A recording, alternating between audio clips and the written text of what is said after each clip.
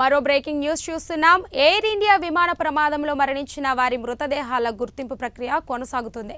Ahmedabad civil ఆసుపత్రిలో DNA పరీక్ష ద్వారా ఇప్పటివరకు 125 మంది బాధితుల వివరాలను గుర్తించినట్లు ఆసుపత్రి అధికారులు తాజాగా వెల్లడించారు.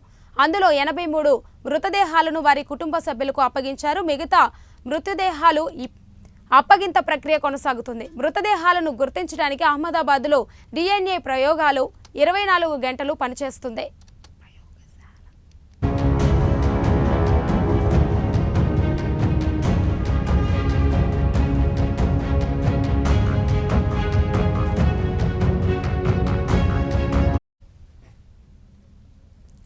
72 గంటల్లో పూర్తవుతుందని చెప్పిన DNA పరీక్ష 84 గంటలైనా పూర్తి కాకపోవడంతో మృతుల బంధువులు సిటీ సివిల్ దవాఖానా వద్ద పడిగాపులు పడాల్సి వస్తుంది. అయితే ప్రమాదంలో మృతదేహాలు గుర్తించలేనంత తీవ్రంగా కాలిపోవడంతో ఎముకల్లోని కణజాలాన్ని సేకరించి DNA పరీక్షలు చేయించాల్సి వస్తుందని, అందుకే మృతదేహాల గుర్తింపు ఆలస్యమవుతుందని వైద్యులు తెలిపారు.